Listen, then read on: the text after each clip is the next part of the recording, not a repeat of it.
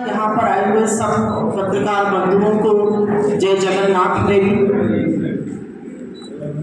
आप सब जानते हैं ओडिशा में क्या हो रहा है, और उसको बोलने से पहले मंच पर बैठी हुई मेरे साथ एआईसीसी की सचिव मेरी कोलीग रोजिंदा तिर्की जी, एआईसीसी के नेशनल कोऑर्डिनेटर सोशल मीडिया के सुमित दुबे जी, सुष्मिता जी, जयश्री जी, हम आपके बीच में एक बहुत अहम मुद्दा लेकर आए हैं। लेकिन आंकड़ा देना, तथ्य बताना ये एक तरफ है। ये शायद इस प्रदेश की ही नहीं, इस देश की एक बहुत बड़ी ह्यूमन ट्रेजेडी हो रही है, और इसके बारे में चर्चा नहीं है। इसके बारे में नेशनल मीडिया अनभिज्ञ है, और इसके बारे में लोकल मीडिया में भी चर्चा थमी हुई है। मैं कुछ जगहों के नाम आपके सामने रखूंगी और उसके बाद अपनी बात करूंगी। मेरा अनुरोध है कि जो पीछे के हमारे कांग्रेस के साथी हैं और जो मीडिया के बंधु हैं, अगर थोड़ा सा धीमे बोलेंगे तो यहाँ पर डिस्टर्बेंस कम होगा। और बहुत खेद के साथ कहना पड़ता है, ये उस राज्य में हो रहा है जहां से इस देश की प्रथम नागरिक, the first citizen of India, महामहिम राष्ट्रपति द्रौपदी मुर्मू जी आती। किस तौर से हम इसको बर्दाश्त कर सकते हैं? क्योंकि ये पूरी मिली भगत है। जो आंकड़े हैं वो बीजेपी के सरकार के दौरान भी थे, हमने देखा कितना कलंकित था, लेकिन तब बीजेपी के 30-30 एमएलए थे, वो एक शब्द नहीं बोलते थे, चोरी करते थे। अब जब बीजेपी सत्ता में आई है तो बीजेपी चुप बैठी हुई है। ये जो मिली भगत है, ये जो काली करतूतें हैं, उस पर पर्दा डालने की कोशिश है। इसमें बीजेपी और बीजेडी पूरी तरह से मिली हुई है। और मैं एक महिला होने के नाते कहती हूं, और मैं इन 3 और महिलाओं के बेसिस पर यह कहती हूं कि मुझे फक्र है इस बात का कि कांग्रेस पार्टी ने इस बात को मुद्दा बनाया है, और हम लगातार इस पर चर्चा कर रहे हैं। हम लगातार सदन में इस पर जवाबदेही मांग रहे हैं सरकार।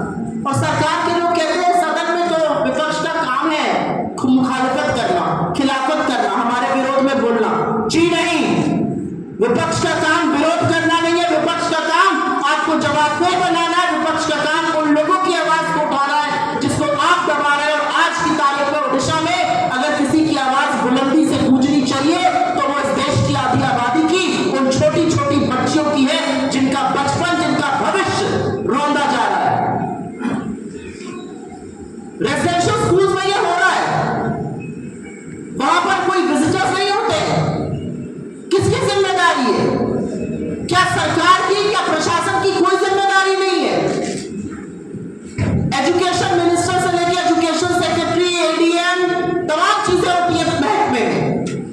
क्या मुख्यमंत्री को जाके दौरे नहीं करने चाहिए कि इस तरह का नंगा नाच क्यों हो रहा है हमारी बच्चियों के साथ? जवाब में कहा जाता है हम सुभद्रा स्कीम चला रहे हैं। लानत है आपके 27 रुपए रोज की स्कीम पर। आप सुरक्षा नहीं दे पा रहे हमारी बेटियों को। हमारी बेटियों के कंकाल मिल रहे हैं, हमारी बेटियों के साथ गैंगरेप हो रहा है और उनकी निर्मम हत्या हो रही है। आपकी स्कीम किसी काम की नहीं है, क्योंकि 27 रुपए में 1 लीटर दूध नहीं आता आज की तारीख में। यह असलियत है आपकी। मेरा अपना मानना है, हम लोगों ने पहले इस पर 3 बार सीएम आवास का घेराव किया है। हमने करीब 35 जिलों में कलेक्ट्रेट आवास का, उनके कार्यालयों का घेराव किया है। और अब 27 तारीख को, आने वाली 27 तारीख को हम एक बड़ा घेराव विधानसभा का करने जा रहे हैं। ये हमारे लिए शक्ति प्रदर्शन नहीं है, ये हमारे लिए एक सोती हुई निर्मम सरकार को जगाने का तरीका है। और मैं अब कुछ बातें राष्ट्रीय परिप्रेक्ष्य में बोलना चाहती हूं, क्योंकि यह पैटर्न हमने देखा है। मैं उत्तर प्रदेश से आती हूं, वही उत्तर प्रदेश जहां पर जब हाथरस में बेटी को 2:30 बजे रात को फूंका गया तो यही बीजेपी वाले उस पीड़िता को बदनाम कर रहे थे, और संरक्षण लगातार आरोपियों को, दरिंदों को दिया जा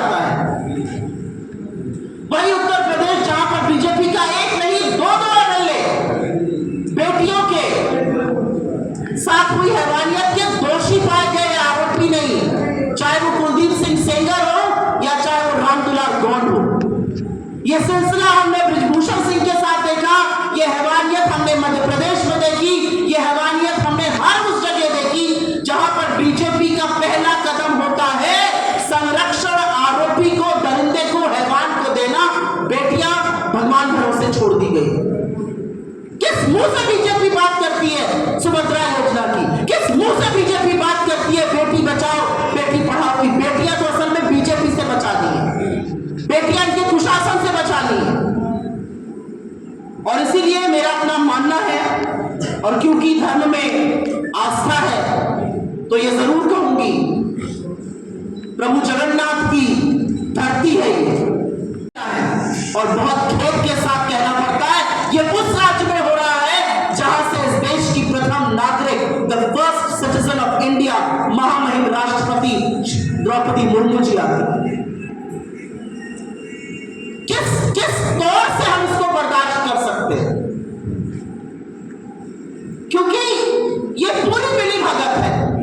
जो आंकड़े हैं वो बीजेपी के सरकार के दौरान भी थे, हमने देखा कितना कलंकित था, लेकिन तब बीजेपी के 30-30 एमएलए थे, वो एक शब्द नहीं बोलते थे, चोरी करते थे। अब जब बीजेपी सत्ता में आई है तो बीजेपी चुप बैठी हुई है। ये जो मिली भगत है, ये जो काली करतूतें हैं, उसमें पर्दा डालने की कोशिश है। इसमें बीजेपी और बीजेडी पूरी तरह से मिली हुई है। और मैं एक महिला होने के नाते कहती हूं, और मैं इन 3 और महिलाओं के बेसिस पर यह कहती हूं कि मुझे फक्र है इस बात का कि कांग्रेस पार्टी ने इस बात को मुद्दा बनाया है, और हम लगातार इस पर चर्चा कर रहे हैं। हम लगातार सदन में इस पर जवाबदेही मांग रहे हैं सरकार। और सरकार के लोग कहते हैं सदन में तो विपक्ष का काम है मुखालफत करना, खिलाफत करना, हमारे विरोध में बोलना। जी नहीं, विपक्ष का काम विरोध करना नहीं है। विपक्ष का काम आपको जवाबदेह बनाना है। विपक्ष का काम उन लोगों की आवाज को उठाना है जिसको आप दबा रहे हैं। और आज की तारीख में ओडिशा में अगर किसी की आवाज बुलंदी से गूंजनी चाहिए तो वो इस देश की आधी आबादी की, उन छोटी छोटी बच्चियों की है जिनका बचपन, जिनका भविष्य रौंदा जा रहा है। रेजिडेंशियल स्कूल्स में यह हो रहा है, वहां पर कोई विजिटर्स नहीं होते। किसकी जिम्मेदारी है? क्या सरकार की, क्या प्रशासन की कोई जिम्मेदारी नहीं है? एजुकेशन मिनिस्टर से लेकर एजुकेशन सेक्रेटरी, एडीएम, तमाम चीजें होती है महकमे में। क्या मुख्यमंत्री को जाके दौरे नहीं करने चाहिए कि इस तरह का नंगा नाच क्यों हो रहा है हमारी बच्चियों के साथ? जवाब में कहा जाता है हम सुभद्रा स्कीम चला रहे हैं। लानत है आपके 27 रुपए रोज की स्कीम पर। आप सुरक्षा नहीं दे पा रहे हमारी बेटियों को। हमारी बेटियों के कंकाल मिल रहे हैं, हमारी बेटियों के साथ गैंगरेप हो रहा है और उनकी निर्मम हत्या हो रही है। आपकी स्कीम किसी काम की नहीं है, क्योंकि 27 रुपए में 1 लीटर दूध नहीं आता आज की तारीख में। यह असलियत है आपकी।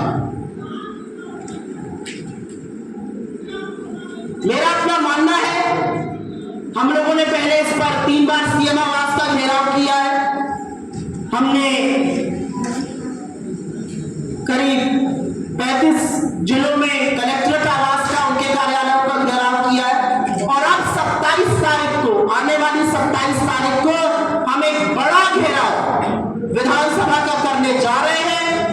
यह हमारे लिए शक्ति प्रदर्शन नहीं है, यह हमारे लिए एक सोती हुई निर्मम सरकार को जगाने का तरीका है। और मैं अब कुछ बातें राष्ट्रीय परिप्रेक्ष्य में बोलना चाहती हूं, क्योंकि यह पैटर्न हमने देखा है। मैं उत्तर प्रदेश से आती हूं, वही उत्तर प्रदेश जहां पर जब हाथरस में बेटी को 2:30 बजे रात को फूंका गया तो यही बीजेपी वाले उस पीड़िता को बदनाम कर रहे थे, और संरक्षण लगातार आरोपियों को, दरिंदों को दिया जाता है। वही उत्तर प्रदेश जहां पर बीजेपी का एक नहीं 2 एमएलए बेटियों के साथ हुई हैवानियत के दोषी पाए गए, आरोपी नहीं, चाहे वो कुलदीप सिंह सेंगर हो या चाहे वो रामदुलार गौंड हो। यह सिलसिला हमने बृजभूषण सिंह के साथ देखा, यह हैवानियत हमने मध्य प्रदेश में देखी, यह हैवानियत हमने हर उस जगह देखी जहां पर बीजेपी का पहला कदम होता है संरक्षण, आरोपी को, दरिंदे को, हैवान को देना। बेटियां भगवान भरोसे छोड़ दी गई। किस मुंह से बीजेपी बात करती है सुभद्रा योजना की? किस मुंह से बीजेपी बात करती है बेटी बचाओ बेटी पढ़ाओ की? बेटियां तो असल में बीजेपी से बचानी है, बेटियां इनके कुशासन से बचानी है। और इसीलिए मेरा अपना मानना है, और क्योंकि धर्म में आस्था है तो ये जरूर कहूंगी, प्रभु जगन्नाथ की धरती है ये। में 12वीं क्लास की एक लड़की आत्महत्या कर लेती है, उसके साथ एग्जामिनर ने जोर जबरदस्ती की थी। कोरापुट डिस्ट्रिक्ट के लक्ष्मीपुर में एक माइनर लड़की के साथ रेप हो जाता है। बालासोर डिस्ट्रिक्ट में 10 साल की बच्ची के साथ निर्मम बलात्कार होता है। महामहिम राष्ट्रपति जी के गृह क्षेत्र मयूरभंज में गैंगरेप होता है। मलकानगिरी चित्रकोंडा में आदिवासी रेजिडेंसी स्कूल में रहने वाली क्लास 10 की बच्ची एक बच्चे को डिलीवर करती है। छपुआ में क्लास 6 की बच्ची प्रेग्नेंट है। बरी में क्लास 6 की बच्ची प्रेग्नेंट है। पिपलीपुरी में क्लास 10 की बच्ची प्रेग्नेंट है। और यही नहीं, मुख्यमंत्री के गृह क्षेत्र 2022 में क्योंझर में एक अमानवीय घटना हुई, एक लड़की का रेप हुआ, उसकी हत्या हो गई। आरोपी की मुख्यमंत्री के साथ, आरोपी की तमाम बीजेपी के बड़े नेताओं के साथ फोटो है। वो बीजेपी युवा मोर्चा का उपाध्यक्ष था, उसके खिलाफ आज तक कोई ठोस कदम नहीं उठाया गया। ये हो गए नाम, ये हो गए चेहरे, लेकिन आंकड़े इससे भी ज्यादा भयावह हैं। आंकड़ों के मुताबिक, और ये हम अपने घर से आंकड़ा नहीं लाए, ये कांग्रेस पार्टी का आंकड़ा नहीं है, ये आंकड़े सदन में सरकार ने बताए हैं, और जो यहाँ के पुलिस के आंकड़े उसके बेसिस पे आपके सामने कुछ आंकड़े रख देते हैं। करीब 44,000 जिसमें से कि 36,420 महिलाएं हैं, 8,403 बच्चे। 44,000 महिलाएं और बच्चे ओडिशा में गायब हैं। इस देश में रोज 39 महिलाएं गायब होती हैं, जिसमें से 13 अकेले ओडिशा में हो रही हैं। और क्या ये सिर्फ बीजेपी के वक्त हो रहा था और बीजेपी के बाद राम राज्य आ गया है? असल में 9 महीने की जो पिक्चर है वो और भी भयावह है। 9 महीने की पिक्चर में 20,000 से ज्यादा महिलाएं गायब हुई हैं, 1600 से ज्यादा अपराध हुए हैं महिलाओं के खिलाफ, 60 से ज्यादा गैंगरेप हुए हैं, और क्राइम अगेंस्ट वुमेन में एनसीआरबी का डेटा है कि ओडिशा इस देश में नंबर 4 पर है। और ये वो मामले हैं जहां पर एफआईआर हुई है, जहां पर मुकदमा चल रहा है, कन्विक्शन रेट तो खैर बहुत ही कम है। ऐसे तमाम और मामले हैं जहां पर ना एफआईआर, ना शिकायत दर्ज हुई, ना मुकदमा चला, ना कोई छानबीन हुई, ना सच जानने का प्रयास हुआ। तो ऐसे में कांग्रेस पार्टी को क्या करना चाहिए? इस देश की आधी आबादी, ओडिशा की आधी आबादी के खिलाफ, और खास तौर से दलित, पिछड़ी और आदिवासी बेटियों के साथ ये खतरनाक षड्यंत्र, ये हवस का गंदा नंगा नाच किया जा रहा है। कांग्रेस पार्टी को क्या करना चाहिए? मुझे लगता है हमें वही करना चाहिए जो अभी हम कर रहे हैं। मुस्तैदी से इस पे आवाज उठानी चाहिए, और इससे बड़ा कोई मुद्दा है ही नहीं ओडिशा में। तमाम ऐसे मुद्दे जो हम उठाना चाहते हैं, लेकिन उन मुद्दों की क्या सार्थकता है, उन मुद्दों की क्या जरूरत है, जब आधी आबादी के खिलाफ हवस का इतना गंदा नंगा नाच चल रहा है। और यह उस राज्य में हो रहा है